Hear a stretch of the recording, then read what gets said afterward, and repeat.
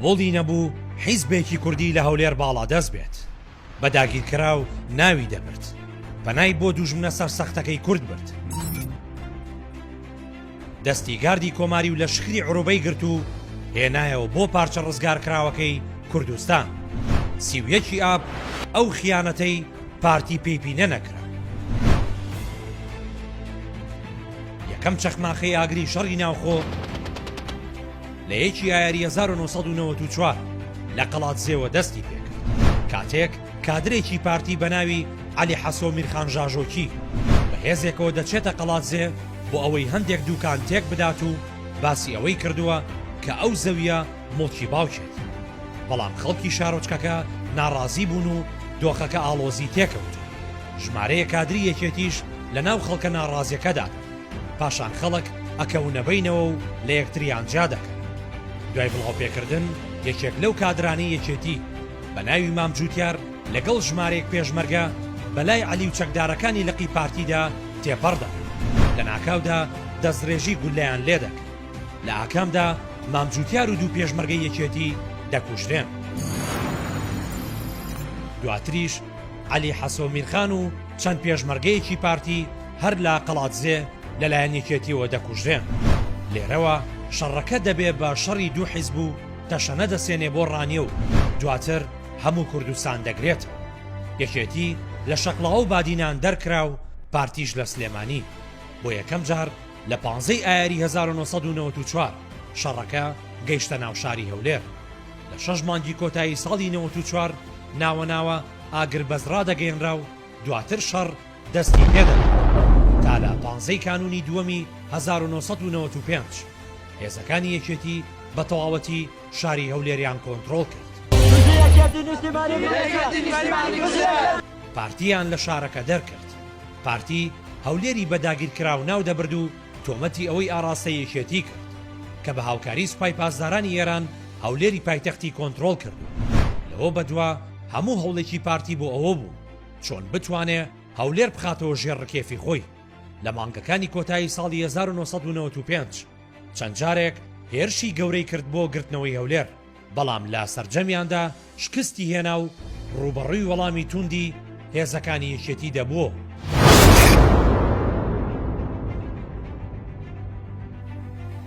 لەو کاتەدا یەکێتی لە زێڕینترین ڕۆژانی هێز و دەسەڵاتدارێتی و هەژمونی خۆیدا تاڵەبانی لە یادی یۆبیلی زێڕینی پارتیدا لا پەیامێکدا وتی لە مەودووە دەبێت پارتی بە دووربینی قەوس لە سەری ڕەشەوە سەیری هەولێر بکات و جارێکی تر لە نزیکەوە چاوی پێناکەوێتەوە لەگەڵ بەردەوامی شەڕ چەندین هەوڵی نێودەوڵەتی هەبوو بۆ ڕێکەوتن وەک کۆبوونەوەکانی تاران و پاریس و دبلن بەڵام هیچ کام لەو هەوڵانە سەری نەگرت لە گەرمەی شەڕی ناوخۆدا ڕووداوێک هێندەی تر دۆخەکەی ئاڵۆزتر کرد 28 تەمموزی 1996 هێزێکی سوپای پاسدارانی ئێران لە ناوچەکانی ژێردەسەڵاتی یەکێتیەوە سنووری کوردستانیان بە قوڵی 250 کیلۆمەتر بەزاند و لە هەیبەت سوڵتان پەلاماری بارگاکانی حیزبی دیموکراتی کوردستانی ئێرانیاندا لە کۆیە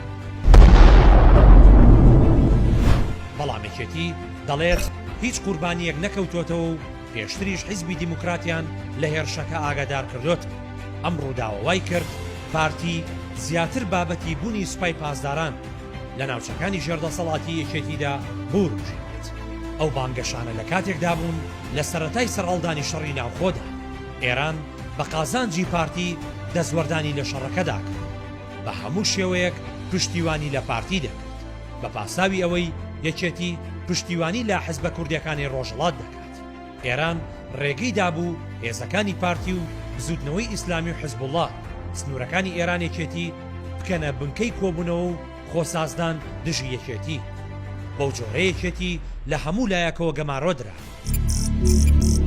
یەکێتی هەستی بە مەترسی دۆخەکە کردن هەر بۆیە کەوتە خۆ و هەوڵی ئاژبوونەوە و ئاساییکردنەوەی پەیوەندیەکانیدا لەگەڵ ئێراندا بۆ ئەوەش چەند جارێک وەفدی ناردەتاران کە دوو ئامانجی سەرەکی هەبوو یەکەم تێکشکاندنی ئەو ئابلوقە سەربازی و سیاسی و ئابوورەی کە بە هاوکاری ئێران بەسەریدا سەپێنرا دووەم هەوڵ بدات ئێران لە شەڕەکەدا بێلایەن بکات و هیچ نەبێ پشتیوانی لە پارتی نەکات لە سەرەتادا کۆبوونەوەکانی ئێران و یەکێتی هیچ ئەنجامێکی ئەو تویان لێ نەکەوتەوە، بەڵام دەرگای گفتوگۆی کردەوە.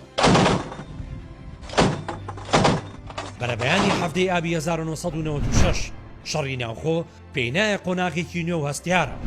هێزەکانی یەکێتی لە هێرشێکی فراواندا توانیان سەفین و شەقڵاوە بگرن و لە سەری ڕەش بارەکەی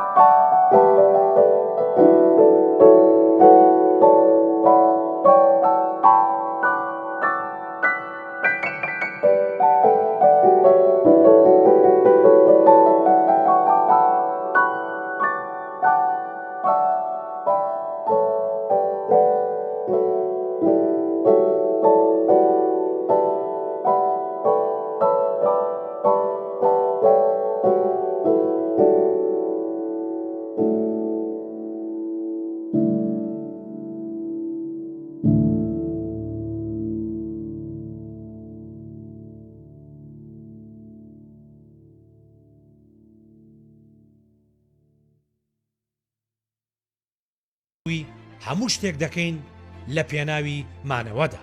ساڵی پێشەوە چەکی وەرگرت لە عێراق، مەجموعەیەک دەبابەی بەرازیلەکانی وەرگرت، مدەڕایی وەرگرت، بەوانەشەوە هجوومێکی کرد بۆ هەولێر، بەم لە هجوومەکەی هەولێریا شکایەوە. بەرەبەیانی ڕۆژی شەممەی سیوێکی ئابی 1996 هێرشەکە دەستی پێکرد. بۆ یەکەم جار بوو لە دوای ساڵی 1991ەوە هێزێکی پرچەکی گاردی کۆماری و تانکی T-72 پێشکەوتوو لە شوێنە سەرەکیەکانیان کە بەغدای پایتەخت و دەوروبەری کۆشکەکانی سەدام جوڵەیان پێ بکرێ و هێندە دوور بخرێن. لە چاکترین و پۆشتەترین و پرچەکترین هێزی سەربازی ڕژێمی بەعەز لە هێزەکانی گاردی کۆماری و فەیلەقی 1 و 5 پێگات کە بە 30 بۆ 40,000 سەرباز مەزەندە دەکرد. بەسەر ئەم یەکە سەربازیانەدا دابەش بوو. هێزەکانی عەمەلیاتی ئەڵڵاوەکبەری گاردی کۆماری، تۆپخانەی فەرماندەی عەمەلیاتی ئەڵڵاوەکبەر، هێزەکانی گاردی بەغدا، هێزەکانی عەدنانی گاردی کۆماری، تۆپخانەی فەرماندەی هێزەکانی عەدنانی گاردی کۆماری، لیوای 39 پیادەی گاردی کۆماری، لیوای کۆماندۆی گاردی کۆماری، تۆپخانەی فەرماندەی هێزەکانی بەغدای گاردی کۆماری، هێزی ئاسمانی سوپای عێراق، لیوای زرێ پۆشی چن، تیپی 7 و 8 پیادە، لیوای 4 و 5 و 6 پیادە، 400 تانک و دەیان زرێ پۆش، 200 تۆپی قورس و چەندین کەتیپەی تۆپخانە و کاتیۆشا و هاون کە هێلیکۆپتەر پشتیوانی دەکرد. لە سەرەتادا بە تۆپبارانێکی خەست و بردومانی هێلیکۆپتەر بۆ سەر سەنگەرەکانی پێشمەرگەی یەکێتی ناوشاری هەولێر هێرشەکە دەستی بوو.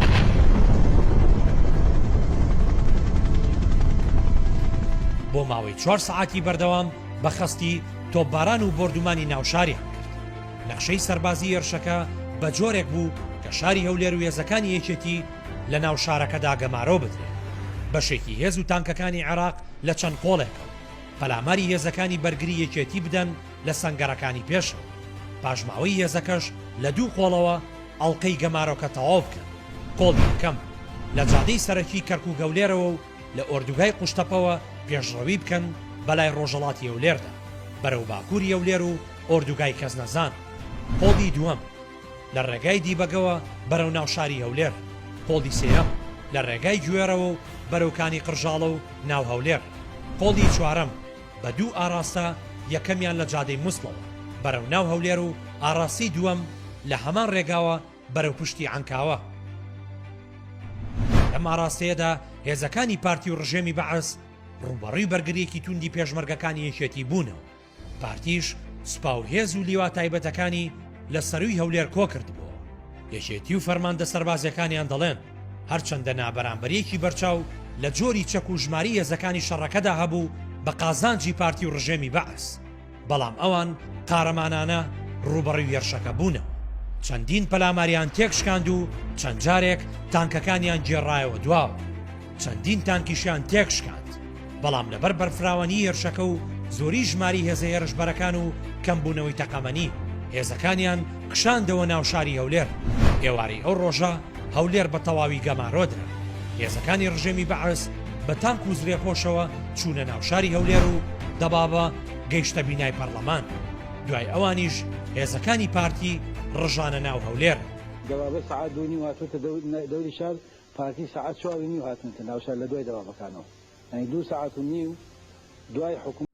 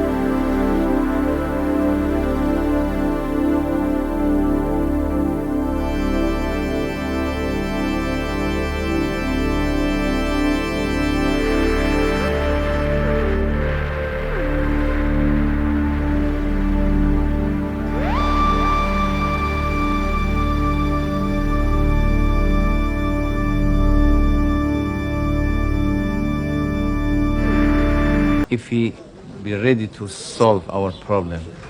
پرۆسەکە لەلایەن سەدامەوە ناونرابوو. ئاب متەوەکەل عەلە الله. حوسەی کوڕی سەدام حوسێن سەرپەرشتی هێزەکانی گاردی کۆماری دەکرد. سوڵتان هاشم وەزیری بەرگری و عەبدولواحید شنان سوپا سالاری عێراق سەرپەرشتی فەیلەقی 1 و 5 و هێزەکانی تریان دەکرد. هەموو سەرکردەکانی ئەو هێرشە لە 22 کەس پێگات بوو کە دواتر لەلایەن سەدامەوە مەدالای ئازایەتیان پێبەخشرا. هەروەها بە گوێرەی هەندێک سەرچاوە قسەی هاتووەتە ناو شاری هەولێر و لەگەڵ مەسعود بارزانی پیرۆزبایی سەرکەوتنیان لە یەکتر کرد. عێراق هێرشەکەی بە سەرکەوتنێکی گەورە ناوزەندە کرد. ڕۆژنامەی العێراق لە ژمارەی ڕۆژی 2 ئەیلولی 1996 بە مانشێتی گەورە نووسیوێتی مەسعود بارزانی سوپاسی سەرکردایەتی شۆڕش دەکات لە بەدەمەوە هاتنی بۆ ڕزگارکردنی شاری هەولێر لە بەکرێگیراوانی ئێران. تەلەڤیزیۆنی فەرمی عێراقیش بە گرنگی و بایەخی زۆرەوە هەواڵەکەی بڵاو کرد. على بركة الله رأس السيد الرئيس القائد المنصور بالله صدام حسين الجلسة 32 لمجلس الوزراء، وقد قدم المقاتل وزير الدفاع الفريق الأول الركن سلطان هاشم أحمد خلال الاجتماع استعراضا للمهمات التي قامت بها وحدات من قواتنا المسلحة الباسلة بتقديم العون والإسناد للسيد مسعود البرزاني ورفاقه بناء على طلبه لمواجهة العدوان الإيراني الغاشم وحليفه جلال الطلباني. دوای چۆڵکردنی هەولێر هێزەکانی یەکێتی لە هەموو بەرەکان کشان لە 9 ئەیلول شاری سلێمانیش کەوتە دەست پارتی. بەو شێوەیە یەکێتی بەرەو سنوورەکانی ئێران پاشەکشەی کرد و چوونەوە بۆ خڕی ناوزەنگ مەڵبەندە دێرینەکەی یەکێتی. هەزاران کەسیش لە ئەندام و لایەنگرانی ئاوارەی ئێران. ئێمە ئەو سەرکەوتنی عەسکەریەی کە لە هەولێر و ناوچەی سلێمانی توشمان هات بە شتێکی زۆر وەختی زۆر سات و کاتی دەزانی. ئێمە کۆنترۆلی شارمان لەدەستداوە، بەڵام دڵ و دەرونی جەماوەری ئەو شارەمان کەسب کردووە و ڕاکێشاوە بەلای کۆماندا. ئێمە هەولێر بەس حکومەکەی بەدەست ئەوانەوەیە، بەڵام خەڵکەکەی لەگەڵ ئێمەیە، دڵی خەڵکەکەی گرێدراوی دڵ و دەرونی ئێوەیە. پارتی بوو بە حاکمی مطلقی کوردستان لە زاخۆ تا کفری کە لە مێژ بوو خەونی پێوە دەبینی، خەونێک کە زۆر درێژەی نەکێشا. دوای ئەوەی یەکێتی سەر لە نوێ هێزەکانی کۆ کردەوە و ڕێکی خستنەوە لە 9 تشرینی یەکەمی 1996 لە ژێرناوی گەردەلوولی تۆڵە دژە هێرشی دەست پێ کرد. ئێران بە پێدانی چەکتەخەمەنی هاوکاری کرد، هەروەها ژمارەیەک شارەزا و فەرماندەی پاسداریشان لەگەڵدا بۆ پلاندانان و نەخشە کێشانی شەڕەکە. لە ماوەیەکی کەمدا توانیان سلێمانی و زۆربەی ناوچەکان بگرن. هێزەکانی پارتی ڕێگای دوکانیان لێگیرا، هەر بۆیە بە شپرزەیی لە چەمچەماڵ و ڕۆشنە کەرکووک کە لە ژێردەستی بەعزدا لەوێەوە چوونەوە بۆ ناوچەکانی خۆیان. لە قۆڵەکانی ترەوە هێزەکانی یەکێتی لە پێشڕەوی بەردەوامدا بوون بۆ ناو هەولێر، نزیکی هەولێر و سەری ڕەش بوونە، بەڵام بۆی بردومانی فڕۆکەکانی تورکیا و داواکاری ئەمریکا یەکێتی هێرشەکەی ڕاگرت. لێرەوە دێگەڵە بوو بە سنووری نێوان هەردوو، بەوەش هەرێمی کوردستان بۆ دوو ئیدارەی حکومڕانی دابەش بوو. I think Barzani is becoming now a part of Saddam's regime. Barzani openly sided with Saddam, and Saddam sent his troops to support Barzani. The relation between Barzani and Saddam is very strong. They reached all kind of agreement, and I think Barzani will ready to accept this autonomous of Saddam Hussein, autonomous region of Saddam Hussein. We are not ready to talk to Saddam Hussein. We think Saddam Hussein is a butcher, he is a dictator. We are struggling with other Iraqi forces to topple him, to overthrow him. تاڵەبانی کەسی یەکەم یەکێتی لەو کاتەدا لەبارەی سیوێکی ئابۆ دەڵێت. دەمێک بوو برادرانی پارتی ئەو هەڕەشەیەیان دەکرد. ئانیفکێکی لەگەڵ لێپرساوێکی گەورەی پارتی قسەی کردبوو کە ئایا کۆنگرەی نیشتیمانی عێراق INC بکەوێتە نێوان ئێوە و یەکێتیەوە؟ ئەویش وتبووی ما يحل المشكلة إلا الدبابات أبو عدي. طالباني دەژڵێت پێشەوەی سوپای عێراق هێرش بکات. ئێمە لەگەڵ ئەمریکیەکاندا قسەمان کرد و ئەوان بەڵێنیاندا، وتیان ئەگەر عێراق هێرش بکات ئەوە ئێمە لێیان دەدەین. ئێمە پێمان وابوو ئەگەر سوپای عێراق هێرش بکات و ئەمریکا لێیان بدات، ئەوە ئێمە نەک هەردەیان شکێنی، بەڵکو دەچین چەکەکانیشیان کۆ دەکەین. ئێمە پلانەکەمان لەسەر ئەو بۆ چوونەدا ڕشت. هەڵەکەی ئێمە ئەوە بوو پێویست بوو حسابی ئەوە بکەین ڕەنگە ئەمریکا لە سوپای عێراق بدات و یاخود لێی نەدات. ئەوەی کارەکەی لە ئێمە تێکدا پەیمانەکەی ئەمریکا. بەرەم ساڵح لەو کاتەدا نوێنەری یەکێتی بوو لە واشنگتۆن. زۆربەی پەیوەندەکانی یەکێتی و ئەمریکا لە ڕێی ئەوە. مانجەلال زۆر جار لە نامۆ پەیامەکانیدا بۆ بەرەم ساڵح خزمەکانی دکتۆر بەرهەمی بۆ بەرپرسانی ئەمریکا بەکاردەهێنا، بەڵام خزمەکانی دکتۆر بەرەم لە ڕۆژی تنگانەدا بەهانای یەکێتیەوە نەهاتن کە تاڵەبانی بۆ چەند هۆکارێکی دەگێڕێتەوە. یەکەم، سیمای ئیداری کلینتۆن شەڕخواز نەبوو. دووەم، وتیان ئەوە شەڕی نێوان دوو هێزی کوردیە. یەکێکیان داوەتی حکوومەتی عێراقی کردووە. سێەم، تورکیا ڕێنێداوە بنکەی ئەنجەرلیک دژی عێراق بەکار بێت، چونکە تورکیا پێی خۆش بوو یەکێتی لە هەولێر نەمێنێت، بەڵام بۆ چوونێکی تر پێی وایە ڕەنگە پارتی لەوە سەرکەوتوو بووێت کە قەنەعەت بە ئەمریکیەکان بکات بەوەی یەکێتی خەریکی بەهێزکردنی هەژمونی ئێرانە لە ناوچە کوردنشینەکانی عێراقدا. هەر بۆی ئەمریکا چاوی لە هاتنە ناوەوەی ئەو هێزە نوقاند و گڵۆپی سەوزی هێڵ کرد تا سوپای عێراق هێڵی 36 تێپەڕێنێ. دوای 3 ڕۆژ لە ڕووداوەکانی سیوێکی ئاب بیل کلنتۆنی سەرۆکی ئەو کاتەی ئەمریکا ڕایگەیاند حکوومەتی بەعەس هێرشی کردوتە سەر هەولێر و ئەو ڕەفتارەی سەدام وەڵامێکی بەهێز دەخوازێت. بەڵام ئەمریکا وەڵامێکی ئەوتۆی سەدامی نەدایە. 3 days ago, despite clear warnings from the United States and the international community, Iraqi forces attacked and seized the Kurdish-controlled city of Erbil in northern Iraq. The limited withdrawals announced by Iraq do not change the reality. Saddam Hussein's army today controls Erbil, and Iraqi units remain deployed for further attacks. These acts demand a strong response, and they have received one. Earlier today, I ordered American forces to strike Iraq. Our missiles sent the following message to Saddam Hussein: when you abuse your own people or threaten your neighbors, you must pay a price. It appears that one Kurdish group, which in the past opposed Saddam, now has decided to cooperate with him. But that cannot justify unleashing the Iraqi army against the civilian population of Erbil. Repeatedly over the past weeks and months, we have worked to secure a lasting ceasefire between the Kurdish factions. The Iraqi attack adds fuel to the factional fire and threatens to spark instability throughout the region. پاساوی پارتی بۆ سیوێکی ئاب. دوای ڕووداوەکانی سیوێکی ئاب پارتی پاساوی بەوە دەهێنا کە یەکێتی سپای پاسدارانی تاکۆیە هێناوە کە نزیکەی 50 کیلۆمەتر دوورە لە ڕۆژهەڵاتی هەولێرە. هەروەها دەیوت یەکێتی بە پشتیوانی ئێران توانیوێتی هەولێر و زۆربەی ناوچەکان کۆنتڕۆڵ بکات. پارتی پێشیوا بوو ئەگەر ئەو ڕێکەوتنەی لەگەڵ بەعەزدا نەکردا بۆ هەتایە لە ناو دەچوو، چونکە تا ئەو کاتە نە تورکیا و نە ئەمریکا هاوکاریەکی ئەوتویان نەکرد لە شەڕیدا دژ بە یەکێتی. ئەمە زۆر هەواڵمان کرد بە ئەمریکامان گوت کە پیلانێکی گەورە هەیە، ئێمە تهدید دەکرین، وجودی ئێمە لە خەتەردایە. داوامان کرد هەڵوێستێکی ڕوونیەوی هیچ جوابی ئێمەی نەدا. پێمان گوت ئەگەر ئێوە حیمایەمان نەکەن، ئەگەر ئێوە جوابی ئێمە نەدەن، ئێمە سەربەستین لەوەی هەر ڕێگای دۆزینەوە بۆ ئەوەی بەرگری لەم پیلانە بکرین. ئایا سیوێکی ئاب خیانەت بوو؟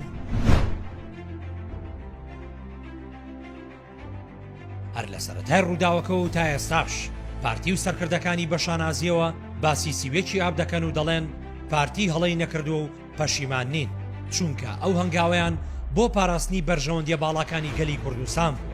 هەر بۆیە پارتی و سەرکردایەتیەکەی سیوێکی ئاب بە ڕۆژێکی مەزن دەزانن و تەنانەت تا پێش یەکگرتنەوەی حکوومەت یادی سیوێکی ئابیان دەکردەوە و وەک ڕۆژی مەزن ناویان دەهێن. بەڵام لە یادەوەری زۆربەی تاکی کووردا ئەو ڕۆژە بە ڕۆژێکی ڕەش وێنا دەکرێ و چووەخانەی یەکێک لە گەورەترین خیانەتەکان لە مێژووی کووردە، چونکە لەو ڕۆژەدا پارتی دەستی ئەو لە شخرەی سەدامی گرت و بانگی کردەوە بۆ کوردستان کە تەنها لە ناوچەی بارزان 8,000 کەسی ڕاپێکی مەرگ کرد کە خزم و کەسوکاری سەرۆکی پارتی بوو. سیوێکی ئاب خاڵێکی ڕەشە هەتا ماوە بە ناوچوانیانەوە قەت لیان نابێتەوە. ینی وەردە خیانەتەکان گەورەیە بەرامبەر بە کورد، بەرامبەر بە خۆشیان، بەرامبەر بە ویژدانی خۆشیان. سیوێکی ئاب پێم وایە بە ئاسانی کۆڵان نابێتەوە. تاکە بەرپرسی پارتی لە دژی سیوێکی ئاب. Feel safe with Saddam Hussein. هەست بە ئەمان دەکەن لەگەڵ سەدام حوسێن. چییە ئەو ئەسبابەی کە ئێمە هەست بکەین بە ئەمان؟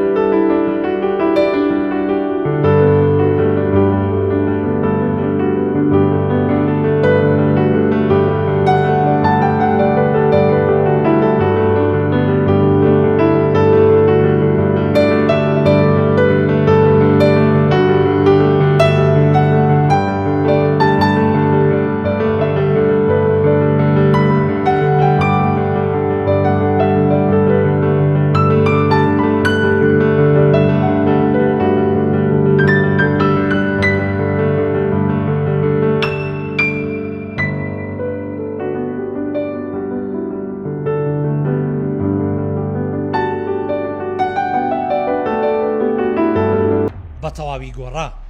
ڕاستی قسەی دوژمنەکانی کوردیشی سەلمان کە هەمیشە وتویانە کورد و سەرکردەکانی هی ئەوە نین بتوانن حکومڕانی خۆیان بکەن. کەنعان مەکیە نووسەری ناوداری عێراقی لە کتێبی کۆماری ترسدا باز لا چەند میلەتێکی ڕۆژهەڵاتی ناوەڕاست دەکات کە دوای ڕزگاربوونیان و حکمی خۆبەڕێوەبەری خۆیان چۆن دەکەون نەستەم و چەوسانەوەی میلەتەکەیان. ئەو سیوێکی ئابی وەک گەورەترین پێشەلکاری ناوبڕ چونکە بەوتەی ئەو لەو ڕۆژەدا مەسعود بارزانی داوای لە سەدام حوسێن کرد کە هەولێر داگیر بکات. ئەو هەولێرەی کە لە ساڵی 1992 بەڵبەندی پەرلەمانی کوردستان بەو شێوەیەش ئەزمموی 5 ساڵی خودموختاری کوردەکان کۆتایی پێهات. شەڕی ناوخۆ بەگشتی توانای سەرکردەکانی کورد و بە تایبەت پارتی و یەکێتی خستە ژێر گومان و پرسیاری زۆرەوە لە چارەسەرکردنی کێشەکاندا. بۆ دەبێت شەڕی کادرێکی پارتی لەسەر پارچەیەک زەوی و چەندووکان لە شارۆچکەیەکی بچووکی دوورەدەستی وە قەڵاتزێ ببێتە شەڕێکی گەور و سەرتاسەری نێوان دوو حیزب و بە هیچ شێوەیەک نەتوانن بەسەری داسان. لە نێو کۆمەڵی کوردەواریش ڕووداوی سیوێکی ئاب تا ئێساش وەک ڕووداوێکی مێژوویی ئاسایی تەماشا دەکرێت لەلایەن حیزبەکانی دەرەوەی پارتی و دەستگا و دامەزراوە یاساییەکان و هاوڵاتیانی یاریێمی کوردستان. هەڵوەستە وەڵسەنگاندنێکی جدی بۆ نەکراوە بەڵکو بێدەنگی ئەوان پێگە و دەسەڵات و وەژمونی بکەرانی سیوێکی ئابی ڕۆژ لە دوای ڕۆژ زیاتر کرد. بارزانی کە سەرپەرشتیاری ڕاستەوخۆی ڕووداوەکانی سیوێکی ئابی 1996 بوو لە جیاتی ئەوەی لێپرسینەوەی یاسایی لەگەڵدا بکرێ و ڕوبەڕووی دادگا بکرێت کەچی بۆ ماوەی 12 ساڵ سەرۆکی یارێمی کوردستان بوو.